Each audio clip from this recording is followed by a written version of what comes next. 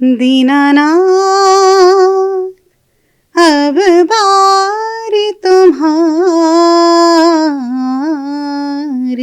Dinanath. Gen Z एक बहुत अलग दौर से गुजर रहा है और उनके लिए ट्रेडिशंस, रिचुअल्स, इन सब के अब उतने मायने नहीं हैं।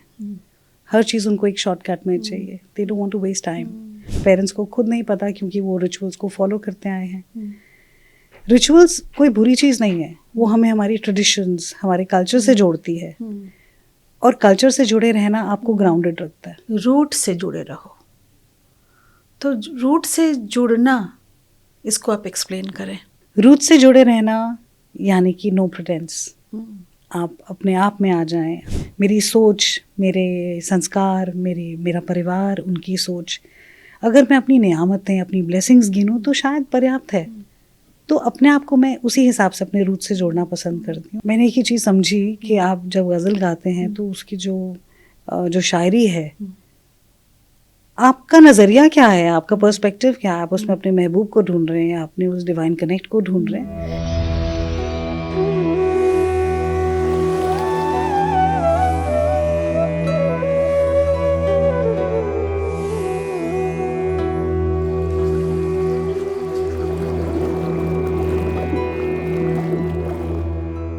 नमस्कार, डायलॉग्स के प्रभास सेगमेंट में आप सभी का स्वागत है। आज हमारे स्टूडियो में एक खास गेस्ट हैं, Ruhani. Welcome to dialogues. Thank you. Ruhani, आप एक सिंगर हैं और आप सिर्फ भक्ति संगीत गाती हैं। और ये सिर्फ भक्ति संगीत गाना नहीं, कई सालों से, लगभग 3 डिकेड से आप भक्ति संगीत गाते आ रही हैं। काफ़ी सारे चैनल्स, मेनली हमारे आस्था, संस्कार, सभी में आप काफ़ी दिनों से गाना गाती हैं। और आप अपने गुरु से भी कनेक्टेड हैं। आपकी डिवाइन जो म्यूज़िक है, गुरु के आश्रित होकर ये डिवाइन म्यूज़िक गाना और सबके सामने परिवेशन करना और खुद को कनेक्टेड महसूस करना, मैं ये सब जल्दी जल्दी जानूंगी आपसे। Thank you for having me over. जहाँ भक्ति संगीत की बात आती है, संगीत अपने आप में भक्ति है। जैसे हम साउंड और लाइट की बात करते हैं, लाइट को हम माँ आदि शक्ति का रूप देते हैं, ऐसे ही साउंड, नाद ब्रह्म है। और जो 7 स्वरों की बात की जाए, सारे गामा पाधा नीसा, ये आपके 7 चक्रों को एक्टिवेट करते हैं। So it is all about frequencies. Even a layman will get connected. जो फ्रीक्वेंसीज हैं, आप सा लगाएं तो आपका मूलाधार चक्र एक्टिवेट हो जाता है। आपके 852 हर्ट्ज पे आपकी इंट्यूशन एक्टिवेट हो जाती है। So probably I think I was connected with music since the time I was born. इसमें नया कुछ नहीं है, बट हाँ, भक्ति संगीत की तरफ मेरा जो झुकाव था वो एक बहुत छोटी उम्र से शुरू हुआ। काफ़ी भजन लिखे, बनाए और चैनल्स ने प्ले भी करे।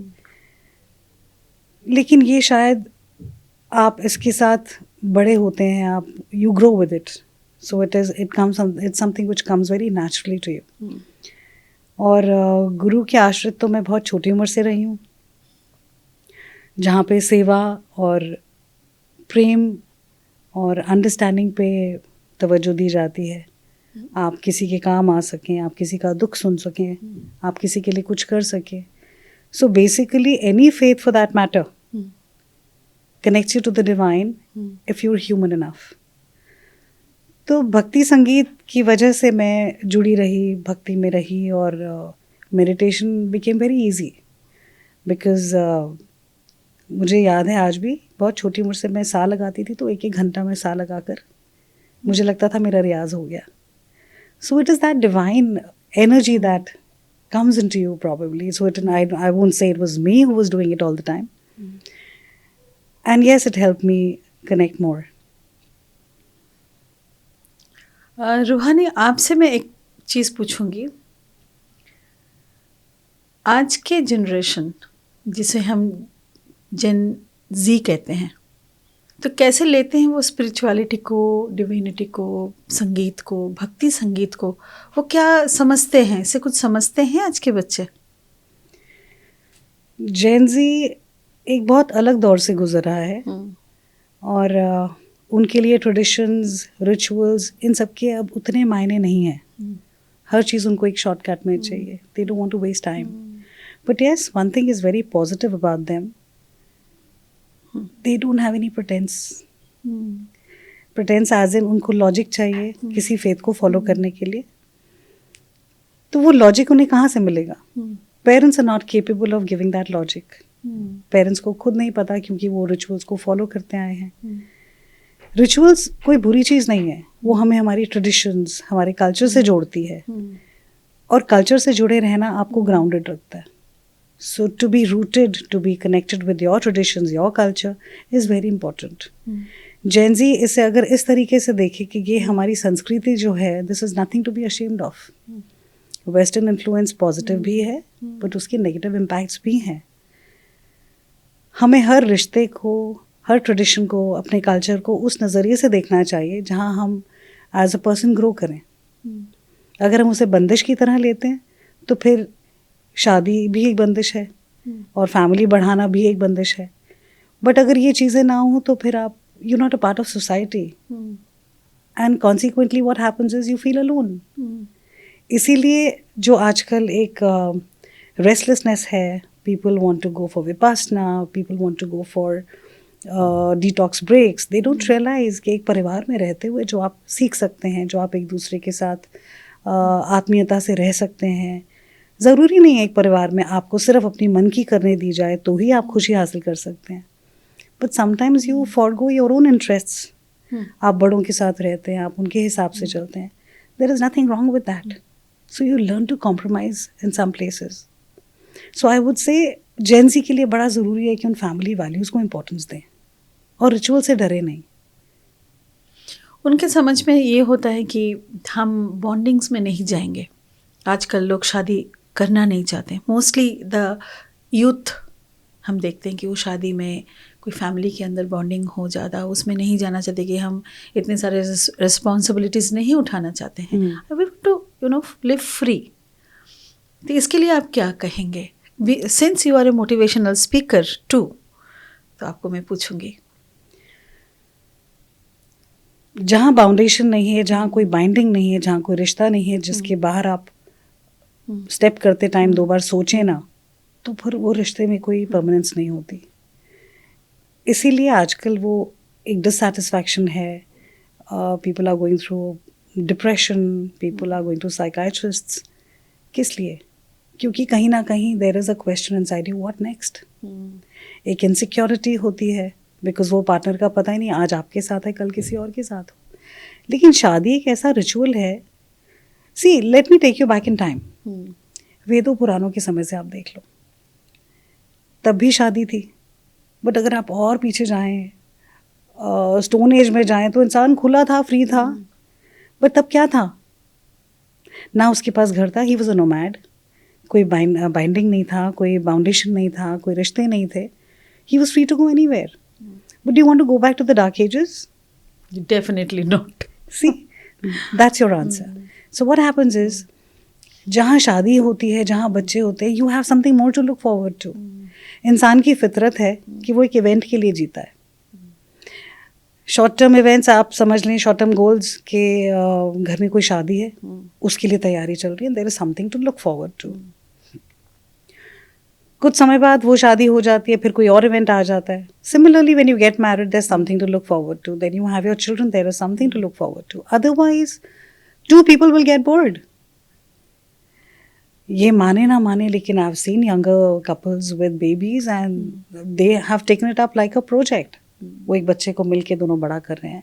It is such a beautiful feeling when you see the child grow. And trust me, you have more and more respect for your parents. This is what they went through when they were bringing you up. So to understand how your mother brought you up, to have more respect for her, it is necessary that you have a child yourself. You become a mother. आप जब तक खुद माँ नहीं बनिए, खुद आप पिता नहीं बनेंगे, आप कैसे उस चीज़ को अंडरस्टैंड करेंगे कि क्या सैक्रिफाइसेस आपके पेरेंट्स ने आपको बड़ा करने में किए. देखिए, स्पिरिचुअलिटी में जो लोग जाते हैं, कोई तो भक्ति संगीत का माध्यम लेते हैं, कोई लेते हैं प्रवचन. तो बहुत लोग अपने गुरु के प्रवचन सुनते सुनते अपने आप को डेवलप करते हैं, कनेक्शन उनका बढ़ाते हैं, अपने आप को कनेक्ट करते हैं मोर एंड मोर.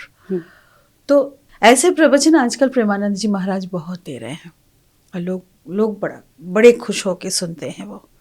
तो ऐसे क्या बातें वो बताते हैं जिससे लोग इतने मोटिवेटेड हो जाते हैं? प्रेमानंद जी को मैं भी सुनती हूँ, मेरे हस्बैंड बहुत शौक से सुनते हैं। वो जो भी बात कहते हैं बहुत सरल तरीके से कहते हैं, जो लोगों की समझ में आती है। There is no pretence. I will not want to speak anything controversial about anybody around, but yes, और भी बहुत ऐसे फेथ्स रहे हैं, बहुत ऐसे किस्से सुनने में आए हैं कि people got duped and stuff, but no, Premanand ji के यहाँ पर जो लोग जाते हैं, अब सेलिब्रिटीज़ भी जाते हैं, जहाँ कोई सेलिब्रिटी चला गया वो और वायरल हो जाती है रील्स, वो फेमस हो जाते हैं, बट उनको इस चीज़ से फ़र्क नहीं पड़ता। He is not doing it because he wants to get more coverage और बी सीन, ऐसा नहीं है। मैं अपने गुरु की बात करूं तो उनको भी इन चीज़ों में कोई इंटरेस्ट नहीं था। उनका काम था लोगों की भलाई। तो जहाँ आप I think everybody is sensible enough to understand कि जब आप किसी को फॉलो करो तो आपको उनसे चाहिए या उन्हें आपसे चाहिए। आप उनके पास गए हो या वो आपको लेके ज़्यादा खुश हैं कि वो मेरे यहाँ सेलिब्रिटीज़ आ रहे हैं, उन्हें फ़र्क नहीं पड़ता। So anybody who is not into it for any vested interest will give a very unbiased kind of a lesson, a very unbiased kind of a lesson he'll give you. So Premanand ji की जहाँ आप बात करें या आप सदगुरु की बात करें, people are thronging these places. I'm sure they're getting something from there. True. ज्ञान तो सबके अंदर है. Everybody has that ज्योत, परमात्मा का अंश है. ज्ञान सबके अंदर है, बस एक धूल मिट्टी साफ करने वाली बात है. जो चीज़ आपकी कॉन्शियस अलाउ करे वो अच्छा है, और जो जवाब आपकी कॉन्शियस एक्सेप्ट करे वो और भी अच्छा है। तो प्रेमानंद जी की बातें बहुत सरल हैं और लोग सुनते हैं और उनको शायद एक कनेक्ट मिल जाता है, और it is only introspection that they look within and analyse their own actions, want to live a better life. तो सेल्फ एनालिसिस से बड़ी और क्या बात होगी। तो आप जब ऐसी एनर्जीज से आप टकराते हैं, ऐसी एनर्जीज के समक्ष आपको बैठने को मिलता है, तो आप उनसे बहुत कुछ गेन तो करते हैं, फिर आप एक वो वाइब्रेशन अपने साथ लेकर आते हैं। So that vibe stays with you, but then again हम फिर संसार में आ जाते हैं, फिर हमें उस चीज़ की ज़रूरत है। So we again go there for energy replenishment और रिचार्जिंग योर बैटरीज, एकदम, if I should put it like that. अक्सर हम जब स्पिरिचुअल टॉक की बात करते हैं या हम मोटिवेशन की बात करते हैं, हम अक्सर ये कहते हैं कि रूट से जुड़े रहो। तो रूट से जुड़ना, इसको आप एक्सप्लेन करें। रूट से जुड़े रहना यानी कि नो प्रिटेंस। आप अपने आप में आ जाएं, आप सादगी में रहें। आपका हर काम, आपका हर एक्शन अगर लोगों को देखकर और उनको इम्प्रेस करने के लिए अगर नहीं है, और आप अपनी संस्कृति से जुड़े हैं, आप अपने परिवार से जुड़े हैं, अपनी ट्रेडिशन से जुड़े हैं, और and you not looking for validation. अगर आप कोई भी कर्म अपना ये सोच के करें कि मुझे किसी को इम्प्रेस नहीं करना है, ये मैं अपने लिए कर रही हूँ, फॉर माई ओन अपलिफ्टमेंट। तो सोल की अपलिफ्टमेंट के बारे में जब आप सोचते हैं तो आप बाहरी दुनिया से अपनी आंखें अंदर ले जाते हैं। वो नज़रिया आपका खुद का होता है। तो जब बाहर के इन्फ्लुएंसेस आपको आपके नज़रिए को डिस्टर्ब नहीं करते या इन्फ्लुएंस नहीं करते, इम्पैक्ट नहीं करते, that is what I call being rooted, being grounded. जहाँ आप में वो सादगी है कि आप किसी लंगर में बैठे हैं, वहाँ बैठ के ज़मीन पे खा रहे हैं, you not trying to impress anyone, you just being yourself. आप उसे एंजॉय कर रहे हैं। जो है मालिक का दिया हुआ पर्याप्त है। मैं क्यों देखूं अपने आसपास कि किसी के पास क्या है। मुझे जो मिलना था मेरे हक का, मुझे मिला। मेरी सोच, मेरे संस्कार, मेरा परिवार, उनकी सोच, अगर मैं अपनी नियामतें, अपनी ब्लेसिंग्स गिनूं तो शायद पर्याप्त है। तो अपने आप को मैं उसी हिसाब से अपने रूट से जोड़ना पसंद करती हूँ कि मेरे गुरु की जो शिक्षा रही है, बचपन से रही है, and I was really blessed कि मुझे बहुत छोटी उम्र में गुरु मिले। अदरवाइज माता पिता आपके पहले गुरु होते हैं। They are the ones who teach you. In my case my parents were my guru, and then I had another guru who was there to guide me through my life, my entire journey, my children, how they grew up, how they were influenced by his guidance. So वो जुड़ा रहना, तो इसी को मैं बोलूँगी कि हमें सेवा का भाव मिला, हमें भक्ति का पथ मिला, और लोगों के दुख समझने का और सुनने की क्षमता या पेशेंस जिसको बोलते हैं, कि अपना कोई बहुत इंपॉर्टेंट काम करने में जा रही हूँ और सामने कोई आ गया जो आपसे बात करना चाहता है, अपना दुख आपसे शेयर करना चाहता है, या आपके गुरु से ब्लेसिंग्स मांग रहा है, तो we are just there to mediate. हमारा रोल बस उतना है. और अगर मैं उसे सीरियसली लूँ और मैं सोचूं कि इसमें it's me who is doing it, I am not the doer. तो रूटेड होना तो उसी को कहते हैं कि करन करावन आपे आप. जो हो रहा है वो मालिक की मर्जी से हो रहा है. आप कुछ किसी के लिए कर सको, वो याद रखो. I hope I am clear.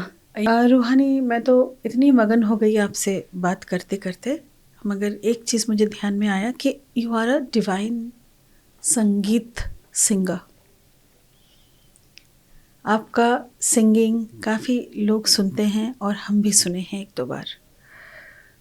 तो क्यों नहीं मीरा के भजन हो जाए? Why not. एक सूरदास जी का लिखा हुआ एक बहुत खूबसूरत भजन है, 2 लाइन उसकी गाना चाहूँगी.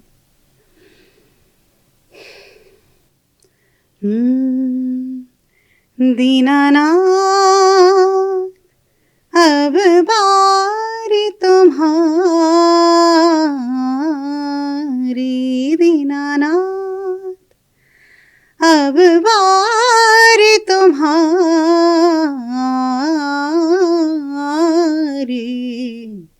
पतित उदाहरण दिन जान के बिगड़ी देओ सवारी, दीनानाथ दीनानाथ दीनानाथ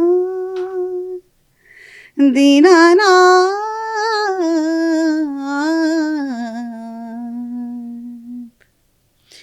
आप हमेशा क्लासिकल के ही गाने गाते हैं? मैं गज़ल्स की भी रुचि रखती हूँ, मैं बॉलीवुड भी गाती हूँ, but of course bhajan is my first love. Ghazals भी मैं जब गाती हूँ, मैं बहुत छोटी उम्र से गज़ल्स गाती आई हूँ. एंड मैंने एक ही चीज़ समझी कि आप जब गज़ल गाते हैं तो उसकी जो शायरी है, आपका नज़रिया क्या है, आपका पर्सपेक्टिव क्या है, आप उसमें अपने महबूब को ढूंढ रहे हैं, आपने उस डिवाइन कनेक्ट को ढूंढ रहे हैं. It is that simple. तो गज़ल्स भी जब मैं गाती हूँ तो मैं उसी मालिक को याद करके गाती हूँ, तो आई कनेक्ट वेरी वेल. एक गुरु भजन सुनते हैं ना आपसे? ज़रूर. ये मेरा खुद का लिखा हुआ है.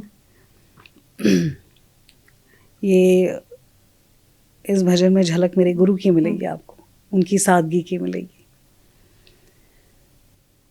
सादा था उनका पहनावा, सादा था उनका पहनावा, रूप में उनके ऐसा छलावा, रूप में उनके ऐसा छलावा, स्तब्ध रहा संसार, जग में पहली बार आए थे शिव हो अवतारित, जग में पहली बार. बहुत ही खूबसूरत. आपने खुद लिखा है इस गाने खुद को? लिखा, धुन भी खुद बनाई. Very good.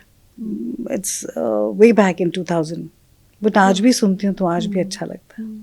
मेरे गुरुदेव को एक गज़ल बहुत पसंद थी. I am working on that currently, so the track is being made. मैं उसकी एक लाइन अभी कंपोज करी है, तो वो मैं आपको सुनाना चाहूँगी. कोई समझा नहीं ये महफिल दुनिया क्या है, कोई समझा नहीं ये महफिल दुनिया क्या है, खेलता कौन है और किसका खिलौना क्या है, खेलता कौन है और इसका खिलौना क्या है, कोई समझा नहीं ये महफिले दुनिया क्या है। Thank you.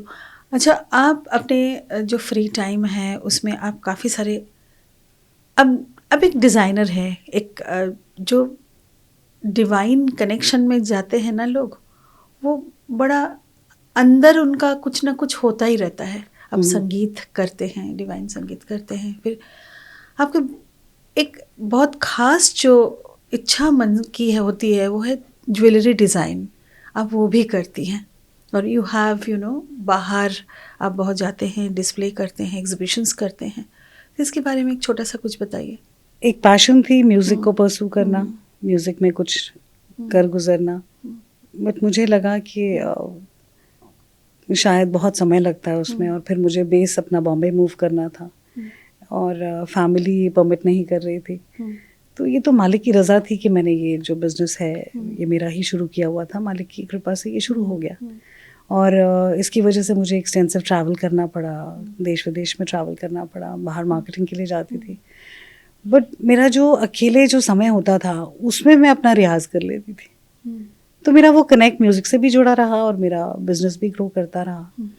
और ऐसे कि हर औरत के लिए बहुत ज़रूरी है कि वो अपनी पहचान ज़रूर ढूंढे, उस पहचान को, अपने करियर को बढ़ावा देने के लिए अपनी प्रायोरिटीज़ ना भूले। तो ये मालिक की रज़ा थी कि ना मैं अपनी प्रायोरिटीज़ को मैंने पीछे किया, तो फैमिली, बच्चे, कुछ भी निगलेक्ट नहीं हुआ। कुछ समय ज़रूर लगा, मुझे 2-4 साल लगे, फैमिली को मैंने वो टाइम दिया, लेकिन ऐसा कुछ भी नहीं है जो छूटा हो। तो at this juncture in life I feel I was blessed enough, I was really blessed that I could manage and balance both my family life, my bhakti, my passion for jewelry, my passion for music. अब मैं free हूँ, बच्चे settle हो चुके हैं, तो अब I'm so thankful to the divine कि अब मेरे पास बहुत कुछ है करने को। ऐसा नहीं कि life has ended for me और मेरे पास अब कुछ खास बचा नहीं, there is nothing exciting. You find your excitement. आप अपना समय भक्ति में दें। बट हाँ, सोशल मीडिया भी मुझे थोड़ा बहुत पुल करता है, मैं उसमें भी टाइम बर्बाद ज़रूर करती हूँ। But I say I rather I am investing my time in social media, I am not too addicted to that, और अपने आप में जीना सीख लिया। ब्रिक्स नाम की एक ऑर्गेनाइजेशन है जिसके साथ आप जुड़े हैं, इसके बारे में थोड़ा सा जानकारी दीजिए। BRICS is 10 countries, Brazil, Russia, India, and so ये जो कंट्रीज़ हैं they have got together for economic development. तो ये इंटरनेशनल बॉडी है, ये इंटरनेशनली काम करती है, और I know the chairperson and he is very dedicated, mister Chawla, he is very dedicated human being, and he wanted me to join as an honorary advisor to speak on my areas of work. तो उन्होंने मुझे अपने साथ जोड़ा। तो देखें, कुछ ना कुछ एक्साइटिंग लाइफ में होना चाहिए, जहाँ आपके पास कोई ना कोई एक गोल हो, आप किसी डायरेक्शन में काम करें, कोई एक सोशल कॉज हो आपके पास। सो मैं बस कॉजेज़ ही ढूंढती रह जाती हूँ कि व्हाट नेक्स्ट, क्योंकि as a human you tend to stagnate at one point of time. ये हो गया, अब क्या करें, अब क्या करें?